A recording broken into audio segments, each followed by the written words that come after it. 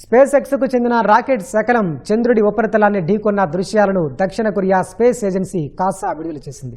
Rocket శకలం కూలిన ప్రాంతంలో పెద్ద గొయ్యి ఏర్పడిందని తెలిపింది. క్రాష్కు ముందు చిత్రాలతో పోలిస్తే ప్రస్తుతం ఆ ప్రాంతం నల్లగా కనిపిస్తోందని వెల్లడించింది.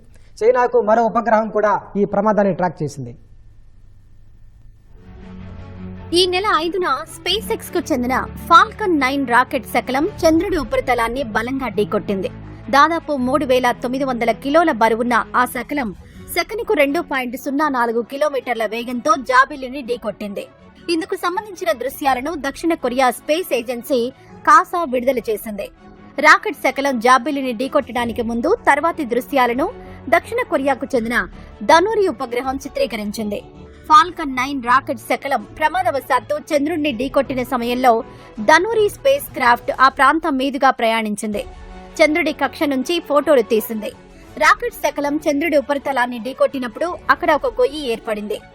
ఈ ప్రమాదం కారణంగా చంద్రుడి ఉపరితలంపై జరిగిన మార్పులు, వెదజల్లిన శిథిలాల ఆనవాళ్లను హై రిజల్యూషన్ కెమెరాలతో చిత్రీకరించింది. క్రాష్ కు ముందు చిత్రాలతో పోలిస్తే ప్రస్తుతం ఆ ప్రాంతం నల్లగా కనిపిస్తోంది. దక్షిణ కొరియా తొలి మూన్ మిషన్ ధనూరిని 2022 ఆగస్టులో ఎలన్ మస్క్ కు చెందిన స్పేస్ ఎక్స్ రాకెట్ నుంచే లాంచ్ చేశారు. చైనాకు చెందిన మరో ఉపగ్రహం కూడా ఈ కుప్పకూలిన ఘటనను ట్రాక్ చేసి రికార్డ్ చేసింది.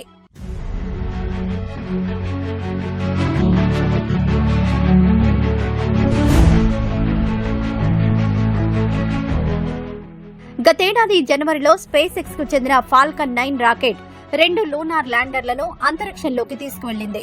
అందులోని బూస్టర్ సురక్షితంగా భూమికి తిరిగి వచ్చింది.